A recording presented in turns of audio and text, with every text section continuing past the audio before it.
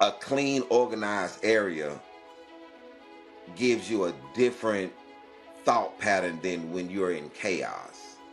When you go into these cities, you want to talk about different parts of your life that make you different from other comics. It opens you up and you're freer to be yourself. And by being yourself, right, the work comes through and it's relatable to other people. Yes. Can you just tell us at that moment when you said you were handed a gun by your father at just 10 years old? I think sometimes it gets swept on the rug that I'm a 19-year-old kid that's navigating through literally the most dangerous place. Were you doing stand-up in prison? Like, how did that come out of it? Like, how did you go from prison to stand-up? That's the thing. I was just a jovially sarcastic dude.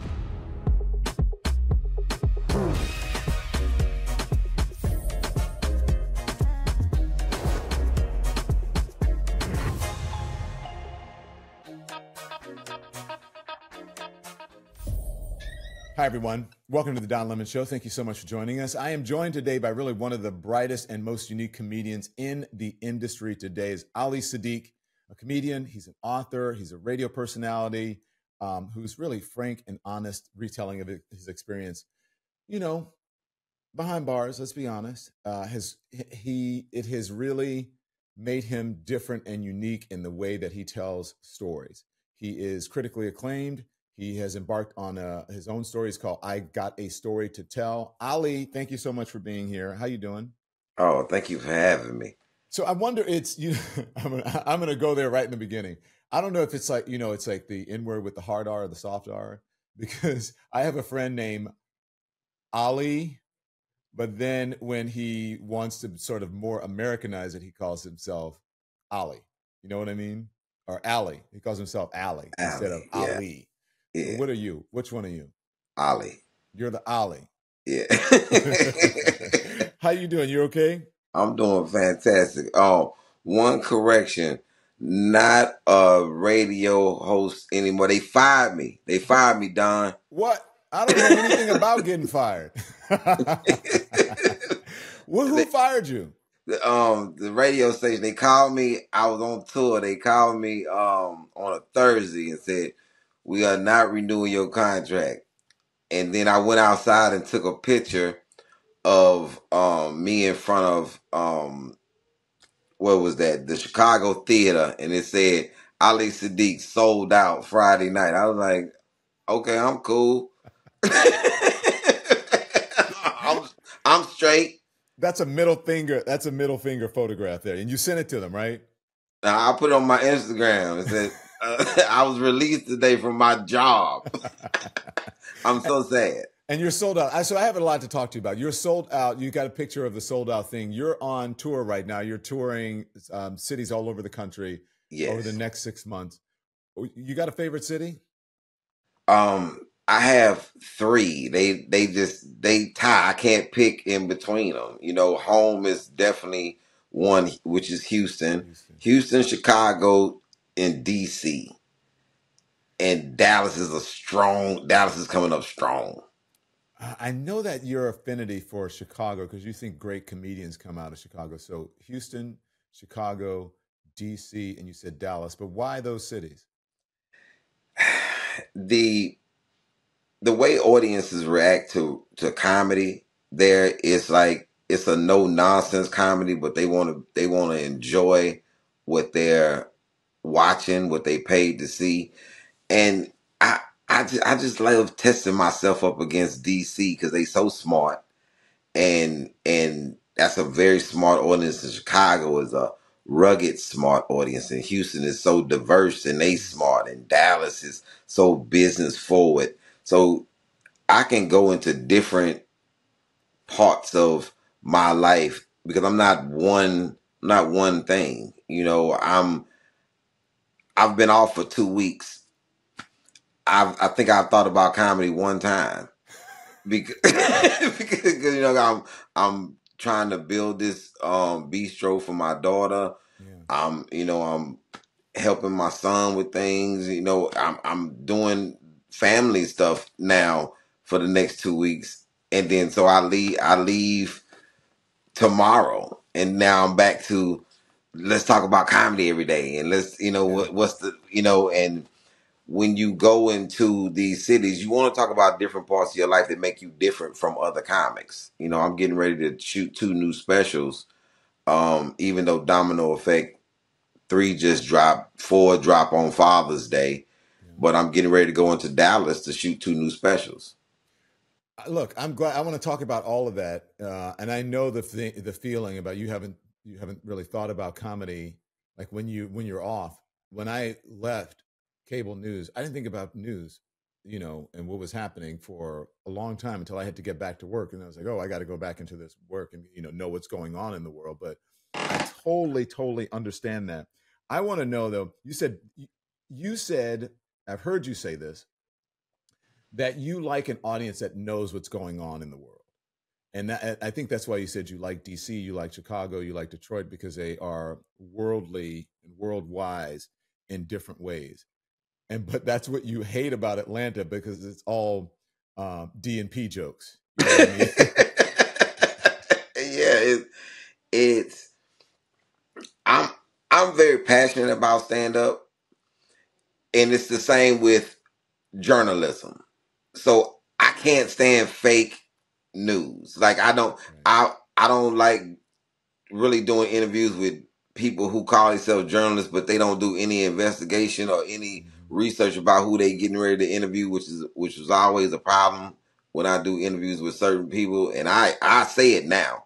I'm like, so you didn't, but I say it in a jovial way. So you don't know nothing about me, huh? You don't know shit about me. So the thing about stand up, I think it should always level up. I'm not impressed with what I used to do when I was an open micer, Mm-hmm. which was the low hanging fruit. I went for what was easy because I'm trying to get some sort of confidence in this business until I can sneak in something that I really think. Mm-hmm. And Right. then I'm like, oh, that worked, and then it became all the things that I thought of, or even if I took a misstep, I go back to a story and say, man, let me tell you how. Because I'm at this. Tell you a quick story. I'm at in Arizona. I'm doing the show for the uh, SPCA, and then I it's something in me say, Ali, do the joke, do the story, and I'm like, nah, it's the wrong place. All these people love dogs. I'm here for a dog event. Like I was like, do it. If you don't do it, you're a coward. I'm like, I gotta do it. So I walk, I walk out that tunnel, and the first thing that comes out of my mouth, I said, man, let me tell y'all something. Man, I hate dogs. Man, do y'all understand how much I hate dogs? And then I'm talking about, So that used to, I said, so that used to be my feeling, right, about dogs. I said, they dumb, X, Y, and Z. And then, y'all, I can't believe it. I messed around and got a dog. A cane corso. I own a cane corso, and I thought I didn't love him. I thought I didn't love him. Then he got sick, and I'm running down the street with him in my arms, crying. Oh, my dog is sick. Somebody help my dog. So I had to say what I used to think to bring it forward to where I am now, and I think that's comical to me. It's more interesting to me than whatever they do in whatever I would have done in the beginning. And I Right. think that some people are stuck in how we were in the 90s, kind of, sort of, like late 80s, early 90s. I think it's asinine for me to tell jokes about me being broke when I have on $1,000 shoes. Ah. Now I seem irresponsible. Huh. And I know that you're not broke because I know how much this ticket costs. Mm-hmm. And this is not what broke people do. Mm-hmm. When we were broke, my mom and them would save up to go to see Funkadelic. It wasn't no, oh, let's go see Funkadelic and we can spend $100 tonight. It wasn't that type of life. Mm-hmm. So I don't speak from that perspective unless I'm doing what I'm doing now, is creating this series of how I came up to be kind of sort of where I am now, because I'm gonna start another series later. Wow. Okay. Wow, that's a lot. So you told your, uh, really, the joke was about your love of dogs, right? But if you saw in the beginning, you'd be like, wait, what the hell is going on? And now I understand what you're saying. That's actually really smart because we're not in the same place. I just had a very similar conversation with someone about advertising. They wanted me to do this black brand, and which is great. But then it's like, not everybody, there's nothing wrong with being urban, right? But we have a diverse, African Americans have a diverse lifestyle, right? I have an apartment in urban, whatever, but I also have a place that I go to that's, in the suburbs. And I do things like everybody else does, the larger culture. So I understand what you're saying. The world evolves and we especially evolve as people. I got to ask you though, when you talk about Houston and growing up, because I know that, and you said you don't like to talk about things that, things change. Are you still okay with talking about, serving time? And because I know you Yeah, talk about it in your comedy, but I don't know if you still talk about it, if that's something that's old to you or do you still do it? it's it's old until it's important, Mm-hmm. and I talk to the youth, and it seems like, and my problem is they always bring me in to talk to troubled youth, and my thing is I think we should try to get them before they become troubled, and I don't think that my services should be needed in the next 10 years, when it comes to the development of human beings. I find it it's relevant when I speak like this. Like when somebody's talk about a neighborhood, and my hood doesn't look good, my hood is not clean. That's dependent upon the people. Ali, what will you mean by that? I say, well, what's worse than a neighborhood is a prison. I said, so in prison it's all the foulest individuals, okay? But one thing I know that's a through line in the prisons that I was in Texas, it wasn't you wasn't allowed to be dirty in your cell. So my cell was always clean and the floor had seal on it, it was polished. And every cell I went to, I did the same thing. And I would go into cells and I would see that it was already done. People would keep their toilet clean, they would keep their bunk clean, they would keep their area clean. So even in this prison, you had this innate nature to keep your area clean. So if you were in a projects and everybody had that same desire to keep their area clean, then it wouldn't look like what you declare as a project. And I go back to the same thing when we used to live in this apartment complex. My mom, we had roaches. And my mom's like, yo, these roaches are coming from somewhere else, but it's not coming from our house. So what she did, she went to all the neighbors and said, hey, we have to bomb the complex at the same time. So they all bombed it on Saturday, and then the roaches wasn't in the building, because when roaches smell bond, they just go to the next over to the next house. So if everybody has a desire to keep they area clean, then how can the projects look like it's filthy? And why something should be clean, that is a reflection on how you feel about yourself. You know, it's a clean, organized area gives you a different thought pattern than when you're in chaos. Who works in chaos, you know. Ali, I said that couple 10, 15 years ago about just sort of having respect where you live, and I got so much crap for people saying, why are you talking about black people, this respectability? And I'm like, no, this is coming from love. You say this stuff on stage, or do you just say it Interviews and on stage. and you don't get any blowback from it? Now, they used to argue, but then my slogan is, let's make sense of it. Mm-hmm. Give me we've already tried it this way. We see the results of this way. Mm-hmm. What about trying it the other way? If you Mm-hmm. tried it the other way, oh well, man, how will we get, man? Just like you get everybody to wear the same jeans, everybody to wear the same sneakers. Everybody. When you buy into it, when it's like being a team. When you buy into it, You know how crazy it used to be when Torres unit people gang banging. I want to make sense of it. Let's make sense of this. I want the two leaders from each gang. Let's sit down and talk. We're gonna talk in front of the people. We're not gonna talk in private. We're gonna talk in front of the people. Tell me how this makes sense. You have two families of Caucasian gangs. You have six families of Mexican gangs, and y'all fighting each other because of what? Because y'all from explain it to me. Y'all got a lot to worry. Y'all got a lot of situations to worry about each other. I just want to let's make sense of this. So then, when the people start to gravitate towards, hey man, we need to be together. You seem crazy when you the only one still trying to be apart. Because everybody like, hey man, we don't do that over here. Hey man, I'm from such. But we don't do that over here. And it was just that simple. Hey man, we don't do that over here. And And so now there's no gang situation because we're we're not participating.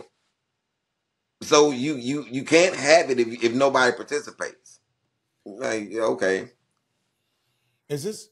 It's part of it, it's interesting because you're unique in that. By the way, one of the reasons that you're on so soon, I wanted to have you on, but then I wanted to move it up because I had Roy Wood on, and I said, Roy, who's the goat? And he said, oh, you're gonna make me choose between Dave and Pryor, Chappelle and Pryor, and I can't do that. And I said, well, okay, good. And I said, what about right now? Who do you think is the best person out there? And he said, Ali Siddiq. And I said, okay, we got to move Ali up because Roy's talking about him, whatever.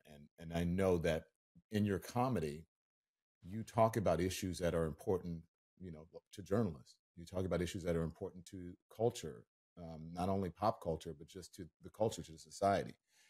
And so that's part of your process. I'm wondering how you take that process and then make it into comedy on stage. You do it, but I don't know how you do it. So take me through that.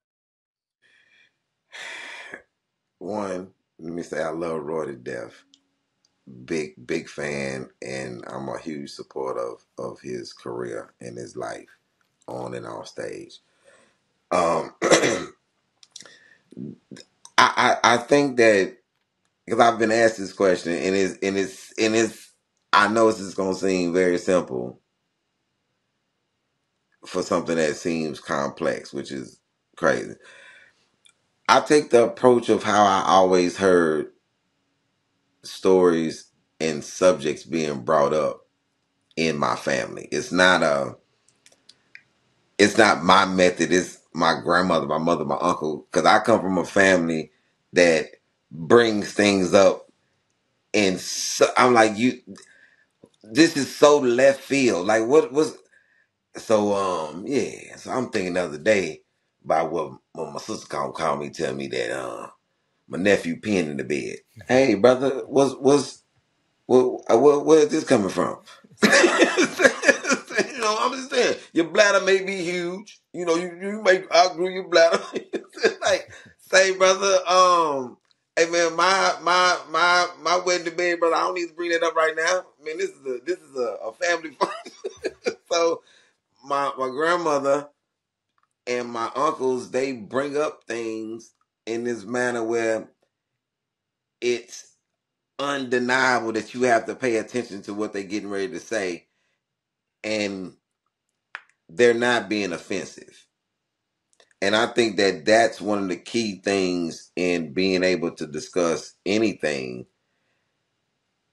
I want you to understand from the beginning that I'm not against you. Even me trying to take away that bridge of that notion that if I say something to you, I'm about to talk about you. If I see you in the audience and I say, Don, you know what I'm saying? What I'm saying? Mm-hmm. That's how I talk. I don't talk like I'm about to attack you. You're in this conversation with me. I may ask you what happened. Mm-hmm. What happened to you? I'm about to tell y'all what happened to me, But what happened to you though? Right. And then I'll be like, you ain't see that coming. I want to hear your story. I want to hear your story too. So how I approach parenting, how I approach politics, how I approach anything that makes sense. And I'm gonna say, in my humble opinion, I think that navigating words has always been the key to being what I call savvy in your approach to whatever you getting ready to say. Even I would see other people, other elders in my life, old men, they tell you things just so you know what's gonna happen, right? Mm-hmm. You're like, nah, I don't know what's gonna happen, but now I'm intrigued. So what's gonna happen is you gonna end up in the penitentiary. Man, I'm not going up in there. Next thing you Out know, you're in the penitentiary. next thing you know, you're in the penitentiary, and that man told you, and you have to be able to. When I talk to you, or when I say something to you, I'm actually putting myself in the position because I remember the position. I think that we haven't evolved that much that you don't remember how it was in the 7th grade or the 8th grade. If you can recall all these great sports moments that you had, and you can recall how it is to be in that position of the person that you talking to, because you actually been there. You know the position, Mm-hmm. and you know the feeling. Even if it's not that feeling, you know something that is parallel to it. Mm-hmm. So I think that's how I go into stories on stage with man, listen, let me. I know exactly what you're talking, because I do the same thing. It's when I used to open up my show at night. I would do that. I would say, "Look, y'all, okay, there's a lot of stuff in the teleprompter, but look, let me blank the prompter. Let's talk about this, right?" And you would you had to make it relatable, but that's just sort of natural. So it's natural for you. You are I think you are operating from an inspired moment. When you're in an inspired moment, it opens you up and you're freer to be yourself. And by being yourself, right, the work comes through and it's relatable to other people. That's like when you talk about, things that are happening now. My mom would call me up and we'd just be talking and she'd be like, "And this dude, Trump, man, let me look, mom." Or she'd be saying, "Look, Don, let me tell you something about this man." Right. And that's the way that you communicate it to the audience. Am I wrong about that? Yeah, that's how you do it. I watched your show, so that's one of the things. I'm what's on his mind. You already knew what was on your mind because you about to say it. Right. Okay, what they want me to talk about right now is cool, but I'm gonna get to that. But let me tell y'all what was. Exactly. I'm gonna get to Exactly. that. Yeah, yeah. So can we talk about when you talk about the old dude, who said, you're going to end up in prison, right? I mean, the domino effect, the first domino effect special that you did, you open up talking about the moment that you identified where your life went wrong. Through years of thinking in prison, you were able to point it out. So can you just tell us at that moment when, you said you were handed a gun by your father at just 10 years old. Um, do you think you could have had this clarity without going to prison? I don't think sometimes people have time to think because they so busy surviving in life. And I think that's some people's greatest regrets, that they spend so much time working and trying to survive and trying to make ends meet and trying to take care of things that they missed living. Mm. You know, so me sitting down and thinking and being able to get out of prison and still be able to find time and space to think, because it became an important tool on how I navigated. Because I think sometimes it gets swept on the rug that I'm a 19-year-old kid that's navigating through literally the most dangerous place I think I've ever been. This is why Domino Effect 3 is called the first day of school. Because whatever your street senses are, that's in the streets with civilians. Like, Don doesn't know what I'm up to. And then Don is not a threat in how I'm moving in society. But in this place, he's probably 10 steps ahead of me, and he's a threat. So how do I move amongst 3,000 threats? You have to get some place of clarity all the time and think like, yo. And then when you get moved from another prison, it starts over. Because your reputation, and nobody's writing letters from one prison. Hey, it's a dude over here that you should respect. It's you start over. So being able to sit down and think, and my dad taught me how to play chess at 6, and I think this is a very important skill set because it's about thinking and your next move. You're trying to think 4 or 5 moves ahead because it's a lot going on in this place. So me thinking like, man, how, like what was going on with me that I got here? What happened?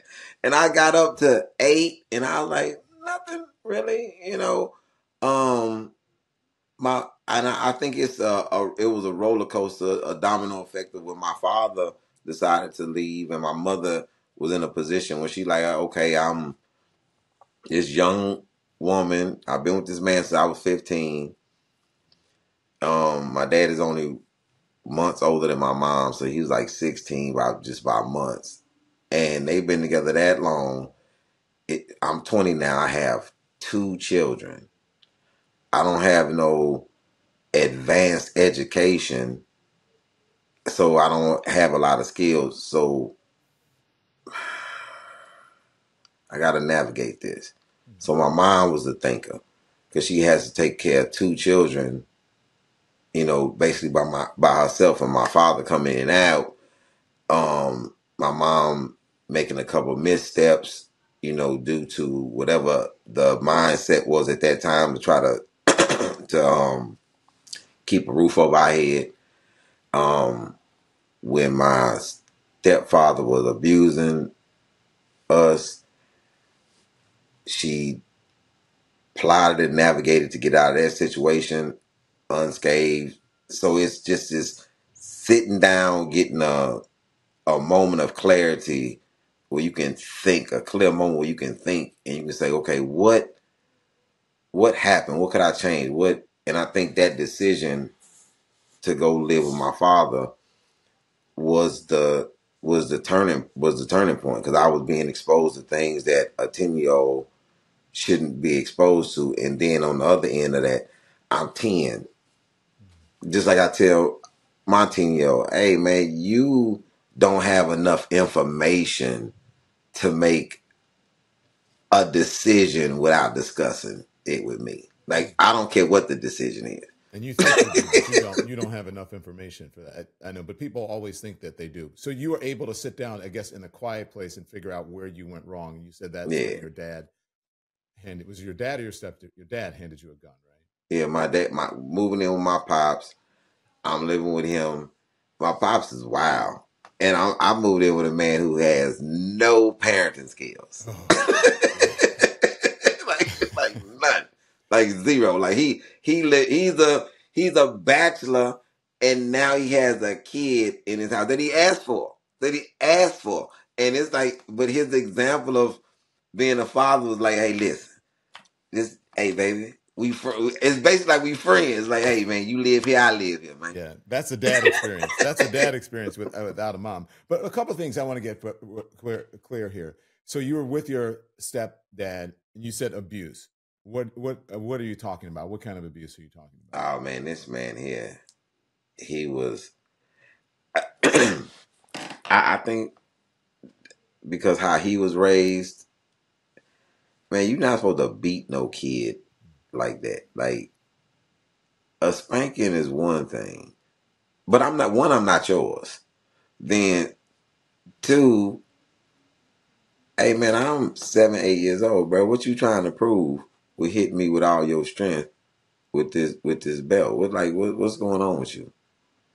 And yeah, he was a handful.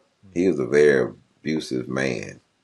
Yeah, very abusive. So you moved in with your dad, and then how did you end up? Can you tell us how you ended up in prison? I know it's for selling drugs or whatever, but I want the audience to hear. Yeah, I got busted with my little crew, with 5 kilos of cocaine, $92,000, and a gun. The gun was not mine, Don. I don't care what them people say. In the records, it shows. I'm not attesting to that gun. That gun was not on me.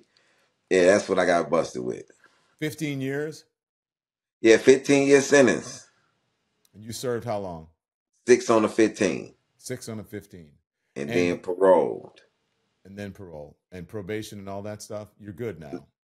No, just parole. Just parole. Parole is different than probation. Just as different as jail is to prison. But yeah, now I'm good. I got off parole in 2007, October 21st, 2007. I went into prison after being not 4 days, turning 19. My birthday is October 17th. I'm gone October 21st. So that I never was on the street really at 19. You went in at 19. Mm-hmm. 4 days after I turned 19. Did you did you were you doing stand up in prison? Like how did that come out of it? Like how did you Oh go from man, prison to stand up? that's the thing. I was just a jovially sarcastic dude, and then I was working on. I'm on Ellis 2. I'm working. I've been assigned my SSI, which is a janitor. Um, I'm assigned to closed custody, and they locked up like 23 hours a day. They only come out, shower, 1 hour rec, then they back in their cell. And I'm over there. And when they was treating them bad, man. It's like they were different. But I came over there and I cleaned all that up, man. It's like I got made sure they had clean clothes, even though they wasn't going anywhere. I made sure their food was hot. I made sure they got the paper because these people, man, a lot of these people didn't even know what was going on with nothing, so they didn't have TV. So I would watch Martin, and then I would come over to the block and I would act out the whole scene. I would do the whole show. Shanae and everything? I would do everybody. So I Martin goes off, so I don't have any more material. I don't have any entertainment. So I would just stand there with the broom and I would be talking about what was going on in other parts of the prison, plus some of them. And that's how I basically started. And then I was just a funny dude on the block. I'm like, yo, man, I would just say whatever, especially if the Cowboys on. I had plenty to say about the Cowboys. I hate the Cowboys. Even though I love Dallas, hate Cowboys. So I got out, and that was my thing. This guy named Rick that was in. Rick asked me one time what I was gonna do when I got out. I said, Rick, man, I think I'm gonna become a comedian, man. I'm gonna do stand up. And Rick had been there a long time, and he sat there and he looked at me and he said, man, I done heard a lot, bro. I done been locked up a long time. I heard a lot of people say a lot of stuff. I believe in you though. You can do that because you funny, man. He said, man, anytime you in here talking, man, I'll just keep listening. I said, man, this little boy is funny, man. So and then I got out. I went to Just Joking. I got out October. December, I went to this comedy club called Just Joking Comedy Cafe in Houston. Big shout out to Alice. And I got booed. I got booed. I didn't even say nothing. I got booed. And this taught me to read my audience. You know I got booed on? Because I had on a suit. I'm in an Apollo night with a lot of college kids, and I walked up there with a suit looking like a reverend, and them kids booed the suit jacket off me. Right? Hey, look at this Connie, you know what? Yeah, I'm like, all I said was, hey, they was like, boo, boo. I'm talking, I'm talking from the gut, man. Man, and then I went and sat down. I went and sat down back with my friends were, and my boy said, "Man, what happened?" I said, "Man, you was in here. You saw it. I saw you booing too." He said, "Man, I was just doing what the audience was doing." I thought it was. Yeah, but it was good. It was good that you got booed because it taught you how to read the room, right? A lot of people don't Read the room. don't read the room. You know, I had to ask you that because people would say, "Well, what is funny about prison?" But I love that you use that to plot your next move. And Dick Gregory is your number one inspiration. Why is that? Number one, man. When somebody dares to change the landscape of something, Dick Gregory, I think he was the first to broaden the horizon of what comics talked about and how he tried to make what he tried to give the public to think. And he accomplished that goal because if anybody wanted to talk to somebody about something, they would, hey man, call Dick.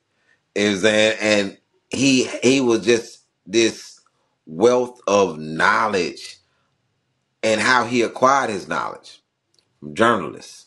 He people don't realize he had journalists that gave him inside information. So he was talking about things before they broke on the news a lot of times. Look, you're not a journalist until I interviewed Dick Gregory live, and I forget what it was for. And Dick Gregory went off, and the producers were like, cut, get out of this. It's like, no, you're gonna hear this. So until you had Dick Gregory on and you heard the truth coming from his mouth, a lot of people didn't like to hear it, but I get what you're saying. And unless you've been cussed out by Dick Gregory. Unless you've been killed, Dick Gregory had words for me on an airplane once. I was like, all right, Dick. And then after that, he said to me, oh, by the way, I'm gonna send you some sea salt. And he sent me sea salt. He goes, you should not be eating regular salt. You should eat sea salt, blah, blah, blah, blah, blah. So I get it. But your number and Dick Gregory was no joke. No joke. No joke. I remember right before he passed, we having a conversation. It's a group of people, and once again, I'm just sitting. I'm leaning next to him. I have nothing to do. I'm just listening to the conversation, and he turns in front of everybody and say, "You know you're gonna take my place, right? Wow. But you got to wait till I die. But the only thing gonna stop you, Ali, you gotta get your attitude under control." He said, "Cause your attitude don't match Hollywood. Your attitude don't match your industry. Your attitude don't match where you're trying to go." And he talking to me, and I just read this hadith that says anger destroys faith like one drop of vinegar destroys honey. And me, like out of nowhere, just talking to me, like, man, you gotta get, because everybody don't operate on this thing that you operate on. So you have to be able to temper that in order to even communicate where you're operating from. I understood what he said, and it's just the weight of going through the exercises of trying to do that. That's a hard thing to temper something that makes you who you actually are. So I took that challenge basically because he says thing as a challenge. Like, you better go find out the information. Well, look, when I said I saw him on the plane, because he didn't cuss me out. He was just like, hey, Don, look, let me tell you something. And he's like, don't let them white folks do this. No, no, no, no, no. You can, and you're the one who can you can navigate and go between these two. You know what I'm saying? Be true to you, whatever. And then after that is like, I'm gonna send you some sea salt. I'm like, okay, dude. Yeah. So I get what you're saying, but you know what? I feel like there are people like you. I don't know you, but I know DL. Mm-hmm. And I didn't really know Dick Gregory. From time to time, he would text me, right, and just or try to get on the show, whatever. Sometimes it's too much heat for corporate media. But I feel like DL has that same skill and that same energy because DL is just real. DL knows everything about what's going on. DL knows what's going on in the news more than I did as a journalist, and that comes through in his work. And I feel like it comes through in your work, and we can call that the Gregory effect. That's the mentor. So that's the tree. I'm one of the branches off that tree, and so I got the best of both worlds. I got Dick and I got DL, at the all at the same time, which was great. What did you decided to? How many of the domino effects? You have 4, right? The 4th one is coming out. 4. You made the decision to release these specials for free on YouTube. Why did you do that? Is this about where you talk about your agent? And you say your agent didn't want you to win certain things in the beginning because like you don't want to win. This is about eyeballs. Is it about eyeballs? Why are you releasing it free? That was DL that didn't want me to win. Didn't want me to win on that Bring the Funny competition. He didn't want you to beat LaBelle, right? Yeah. Right. Yeah, which is another great. I posted something on comedy on Instagram, and I got flagged for copyright infringements. I posted a clip of myself on Comedy Central. They flagged me for copyright infringement, and then I realized that I didn't own my work.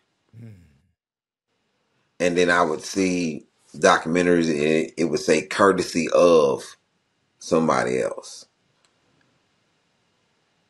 I don't want to be owned by somebody like, and these people make a lot of money off of you in this river of nickels and dimes where it just constantly continuously makes money. Like you leave a company, and then if they can show a clip of you whenever they choose to, or erase you, pretend you never were there. And they own what you have. And what's crazy, I was just trying to promote the Comedy Central thing because I was on Comedy Central and they only showed the Bigger Than These Bars special at 12 o'clock at night on a Friday when people are out. It's like I didn't get any upside from that as a stand up. I got more burn from Ari Shafir's show on Comedy Central, which is This Is Not Happening. And so I just started to take ownership of my own thing. Like if it's an outlet that I can get on, that I can own my own stuff and pass it down to my children, and whenever something is made or something is done, they have to go to my children and ask for permission. Just owning the rights to yourself, the lineage, and I think that's a part of the generational wealth thing. You pass forward what you earned, and that they can still earn from. They can still earn. I have 9 comedy albums. I've been making money off of XM Radio since 2009. So my children can continue to make that, or release. I'm just big on owning as much as you can in the entry, even with the sacrifice of. I've already understood, no matter how great my work is, no matter how great the stand up is, no matter how innovative it is, because it's the first series ever done by any comic of things that are connected to the next one that you have to follow the story. And I'm gonna do another one in the shadows, and the work won't be recognized by the powers because that would derail what they got going on. If I win an Emmy as an independent, for best stand up, the Emmy goes to Ali Siddiq. No agency, no label. He gonna win independently. So then the next comic thinks, why would I need a network? Why would I need a network if I can win independent? Yeah. That's it. So That ain't easy to do though. You know that, right? But yeah, it's more rewarding, but it's not easy. I mean, look, I was talking to Roy, and Roy said, you know, as talent, he's saying he said we are disposable as talent to. He was talking about to corporations, to corporate media, and to networks, and so um, I think he wants to be able to be in charge of his own future. That's why he said he left the Daily Show, because there was really no control. He was just sort of sitting around waiting for the next thing, and he wanted to be in control. It's all about being in control and owning, and then passing it along. and I think that we can do that because it's based. This is based on, man. We live in a country that we built from the knowledge of ancestors. So the knowledge and the advancement that we have now, Hmm. it's about appropriating your funds in the right space. I have the wherewithal to save money and put it to the side for projects that I can own, and not just put money to the side right on the dollar for the projects for the extra expenses that I don't know about. That and this is and I hate to say it like this. This is the knowledge just from being in the street game that you have to prepare for a drought. For people who will understand what that means, you have to you you. It's not gonna always be sweet, so you have to always stack some money over here and put this. It's the rainy day money, You're not and always going to be in demand. In the yeah, you need some meantime money, right? and you need that, and you need that money to navigate for your future. So I know that I'm not gonna be doing stand up forever. I'm gonna do it as long as I can. But when I'm not doing it, how many projects do I have in the can, or what did I invest my money in, and who did I invest my money? I'm investing in other comedians too that I feel that have it and have that business savvy to understand the part of this game. If we invest the money that we make in the business of us and the business of, hey, if you want to do something, I invest in your business. Mm-hmm. I don't have no problem gaining stock in another comic's future. I'm just like any other agency, but fair. Yeah, entrepreneur, I, businessman. I get yeah. it. I hear, but I want to ask you though, because I wonder if, you know, when you say you're not going to be a stand-up comedian forever, I don't know about that, because I wonder, like, when does it happen? Not that it's mutually exclusive, but like Chappelle, I feel like Chappelle is sort of crossing over into cultural critic, right? It's still, it's still funny. It's not like, just like one-liners, right? You see people do one-liners and they laugh. Like I was watching the roast of Tom Brady, and those got the guys, ladies and gentlemen there who were doing just one-liners.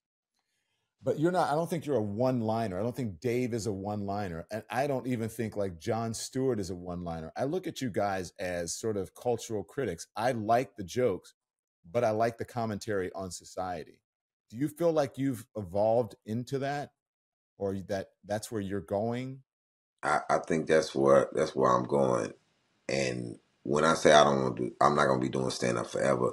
I have a plan on once again creating another lane within stand up, that comics have another outlet to place their material and their experience in their life and that commentary in another space versus, you know Don, we're a hard way to go in stand up. And stand to be a successful stand up comedian, you have to become something else. Mm-hmm. They want you to become a person to do sitcoms, a person to do movies. You have to become something else for them to say, oh well, he's a great comedian. It doesn't. It's not the same. It's not even the same muscle. But is it just movies? Is it just sitcoms? Or is it something else other than that? Domino effect. I'm going to eventually turn domino effect into a play Mm-hmm. where other comedians will play the parts of the people who I'm talking about, and I will do my parts. And I have a whole concept of how I want to go to Broadway and do plays with from the point of stand up. Because are there comedic plays? Yeah, they're comedies, and it's the Tyler Perry things and the other things. But my stand up is right now, the domino effect is a story about one person's journey from 10 to 25 through a particular spectrum of being in the streets, winning, losing, you know, incarceration, and then the navigating through that. And I think that's it's like a rise in the sun to me, you know, in my perspective, how I think that it would help. I just really think that my story is a more helpful stand up for youth and people, how people think. And I only got that perspective when this old white lady walked up to me in the airport and just said, I'm sitting down, and she just said, you should have killed him. And I was like, what? Ma'am, I didn't kill anybody. She's talking about Mitchell. And then I said, I said, I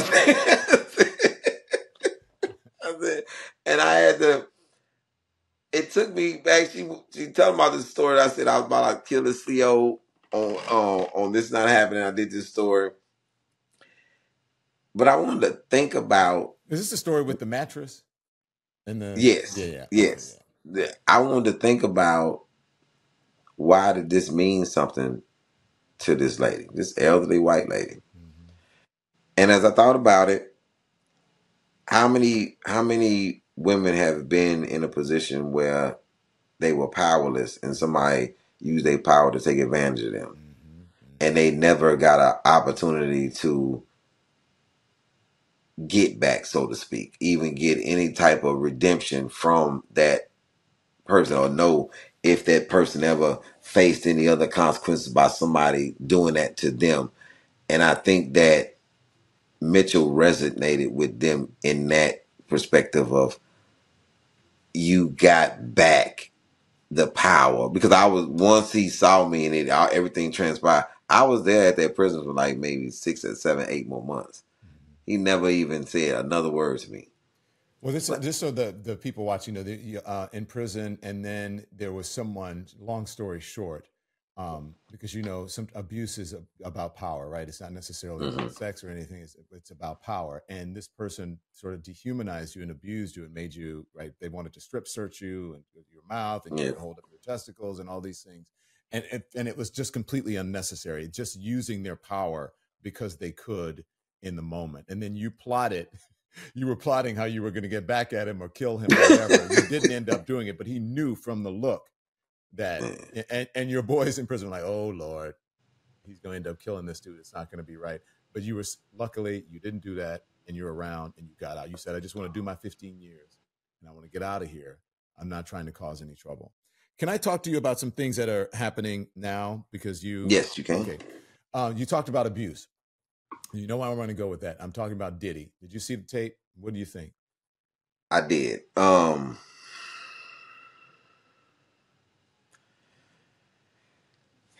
Man, this is a unfortunate thing that in and I'm not talking about the exposure, because I know a lot of people won't like, well, we saw it. Well, the seeing it is one thing, the hearing it is another. the acknowledgement of knowing that this takes place is saddening, because it does. And this is anger issues, this is drug abuse, this is a lot of things balled up into one. And I it's another. I feel sad for the young lady, because she has to go back through this again. Relive it. With the tape, it was already settled out of court. Not saying it was already settled in her heart and in her mind. It's settled out of court. Is And now what's I could only speculate what was settled. You know what I'm saying? And now the world has to see what she settled on and then make their opinion about that.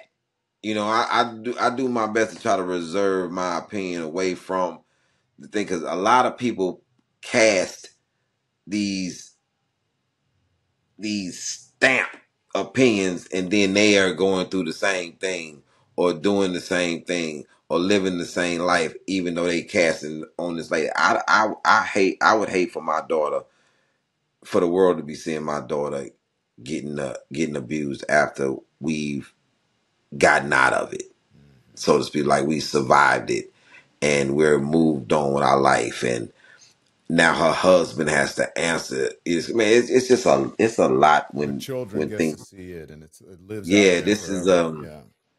it's not just about Diddy's abuse and what he did. This is the ramifications of now this coming out, and everybody. It's tough, man, when you have children. And I would be heartbroken if this was my mom and I'm watching my mom get beat and kicked. I would be devastated. And then I have to go amongst my peers. And I think that sometimes irresponsibility, or not thinking and not considering the victim is, and being fascinated with it. I've only seen what the news show. I didn't take the time to go on the internet and dig. I want to see the gut wrench, and that's what people do. And I'm not posting that on my page to regurgitate. Okay, you saw on the news, you heard about it. That's what the news did. My my daughter follows me on my page, and my it's just a tough situation. I got to tell you, It's if it was a member of my family, especially my mom or my sisters, I might end up where you were if I saw that tape. I'm just being honest, because that's hard to it's watch. it's Yeah. tough. Also, what's happening right now? We have an election coming up. We have a former president who is on trial, right? Who has cases. Um, and then you've got Joe Biden and Kamala Harris who are running, and they're behind in swing states to someone who could be um, by the time this runs, a convicted felon, right? And it's interesting to see where they are in the polls and how Trump is making gains among certain black demographics, especially men, right, and young black men. What do you think of the whole situation that's happening with the election?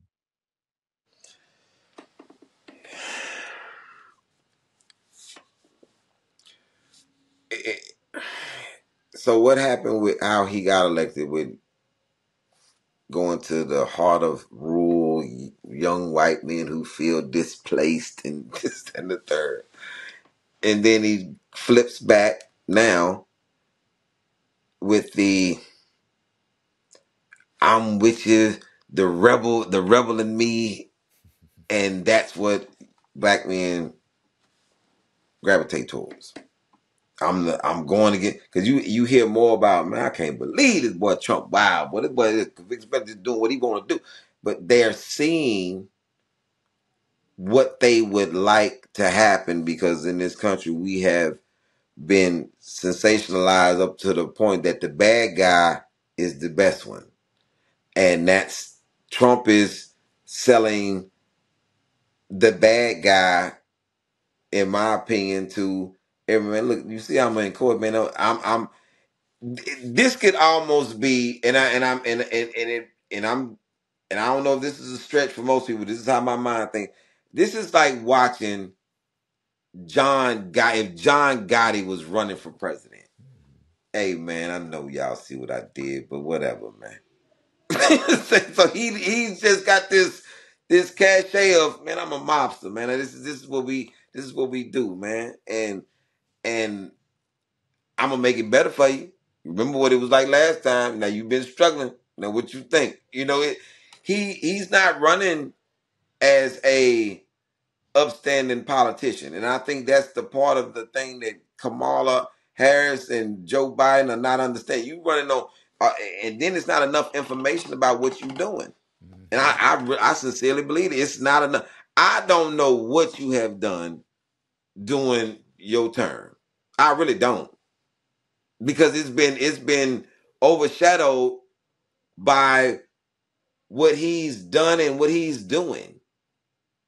And you live in a world. We live in this country, not the world, just America, because it's not the world. We live in a country that would rather hear salacious information than factual information. I would rather talk about what's going on with Kendrick Lamar and Drake than the situation on the housing situation in most urban areas and how education can be advanced in this country. I don't want to talk about that.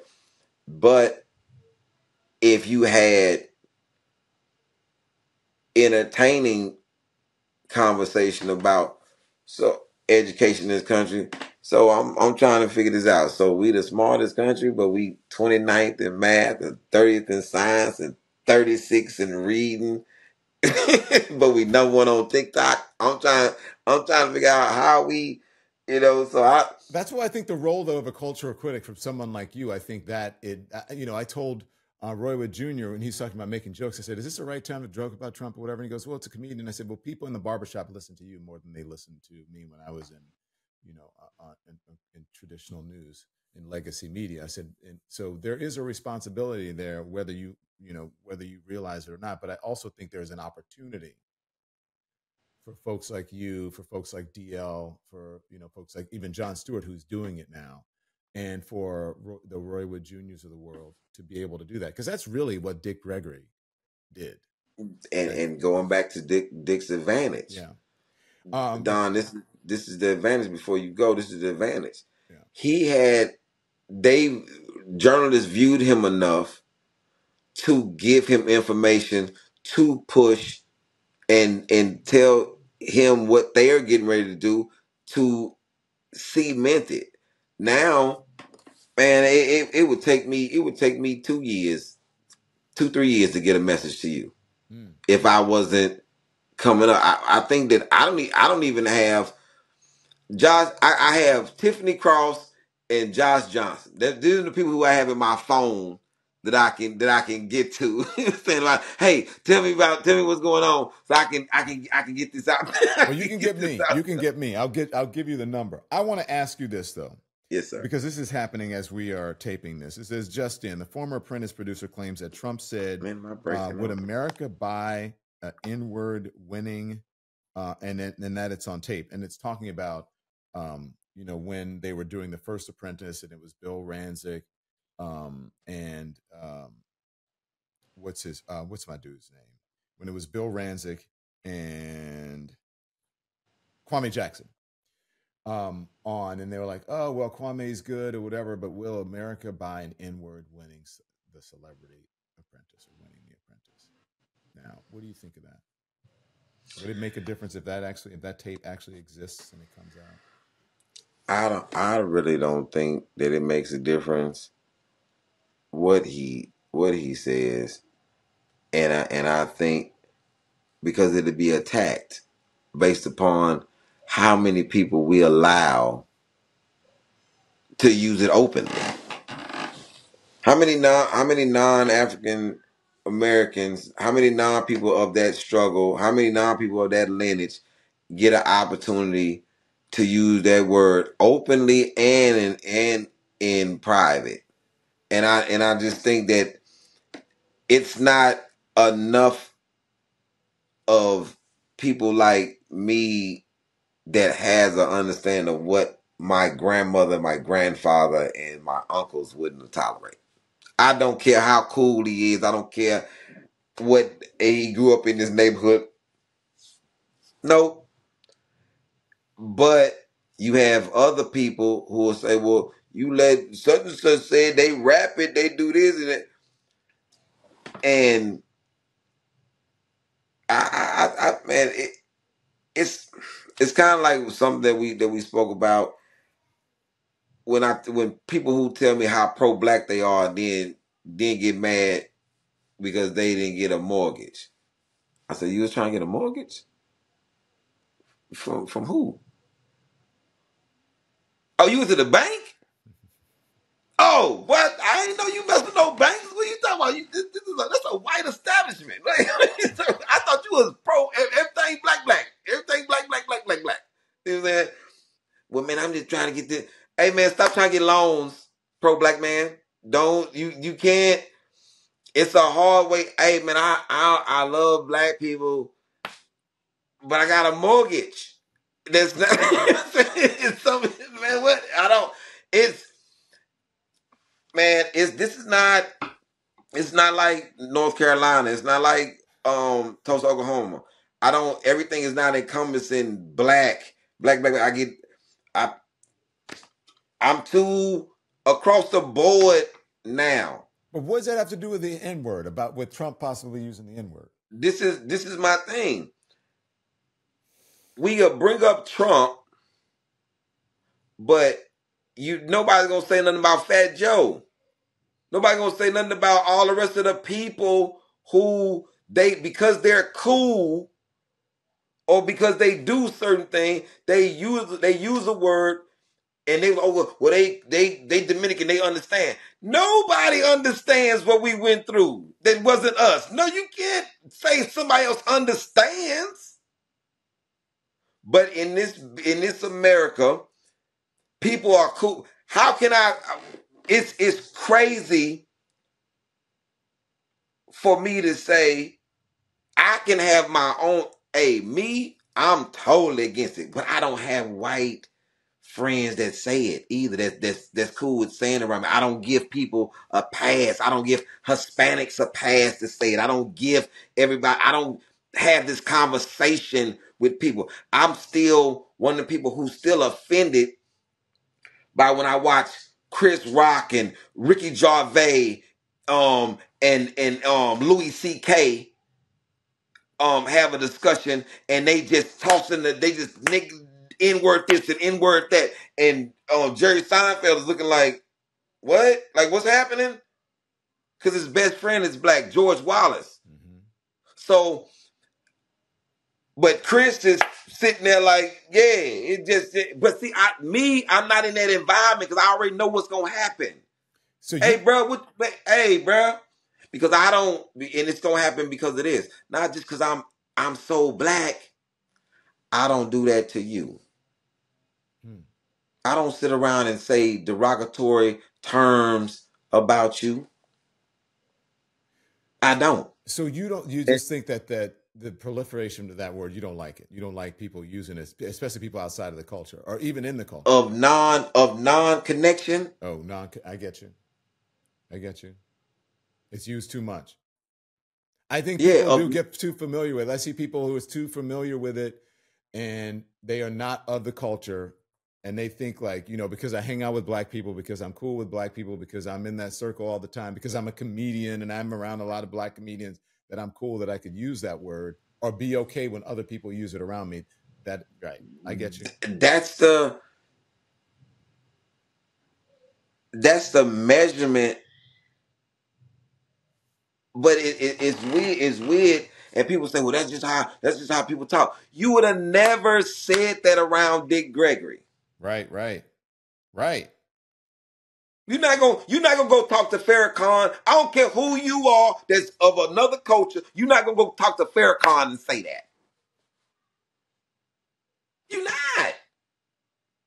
So so my real vigor for but I come from a place with consequences though. Yeah. See, Don, that's one thing about that place that I served some time in. It's consequences to the measures of how people talk. That's the And thing. you not That's what I'm asking you though. Do you think there will be consequences for him using that word? That's it. no, Okay. That's you no. answered my question.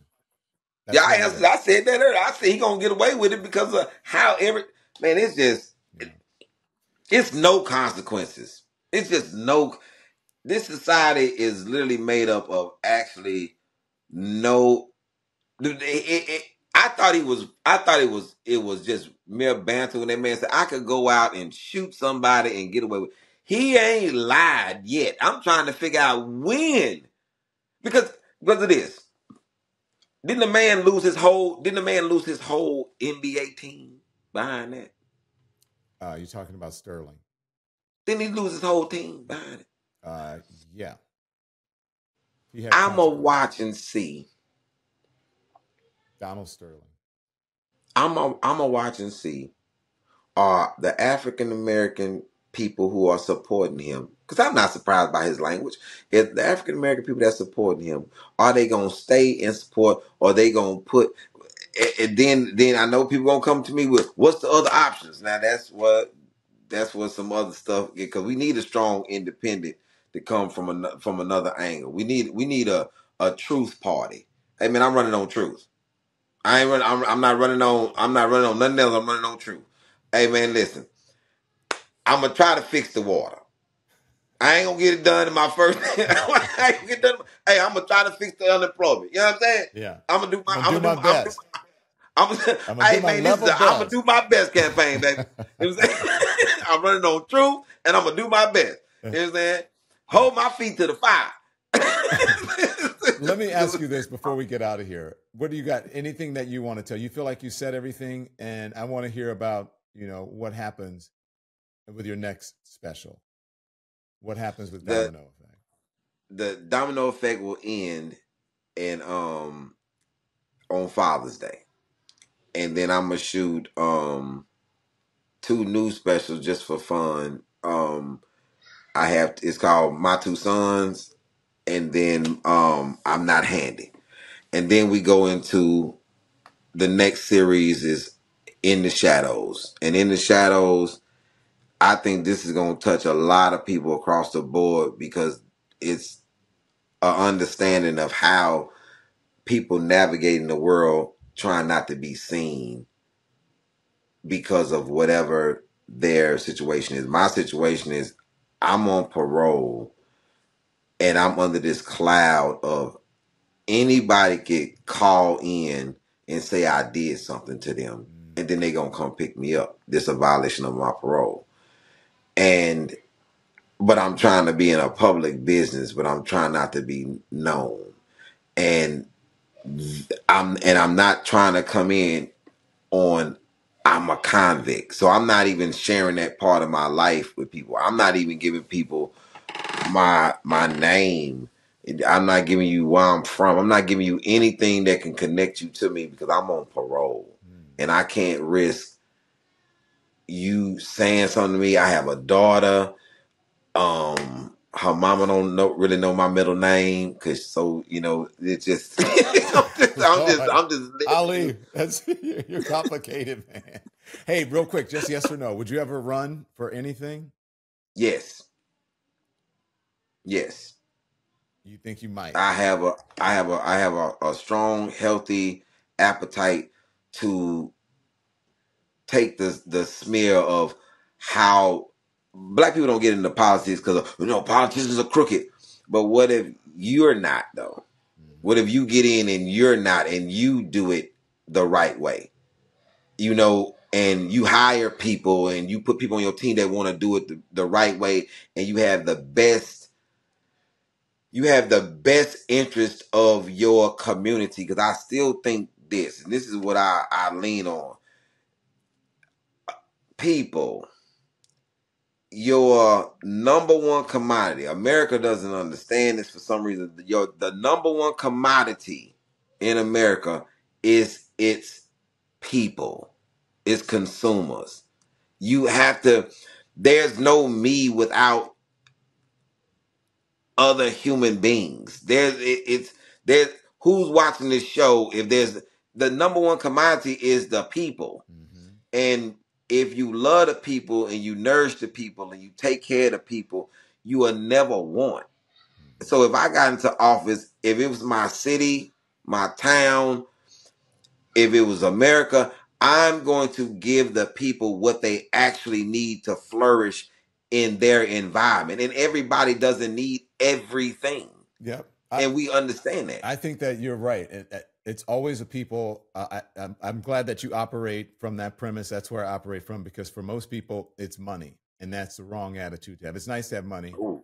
It's nice. It's money, but money's not the commodity. Ali, You do you know this is how this is what money can't do. I was hungry one day. I was really hungry, and I went to this spot called Sunshine's. I thought they was open.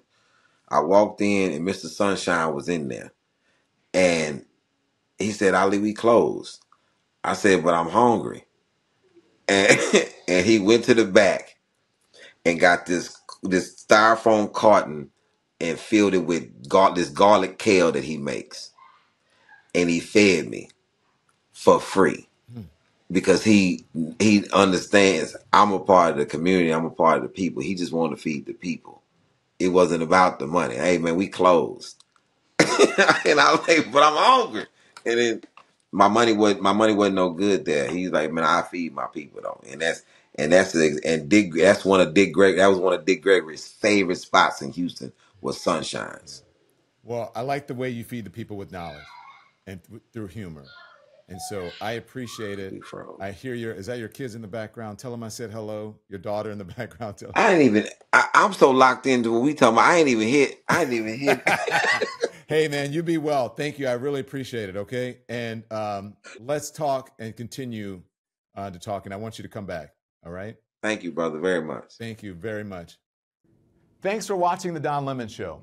Make sure you click on the image in the top right to subscribe to my channel and the thumbnail in the bottom right to watch more content from my show. And I'll see you next time.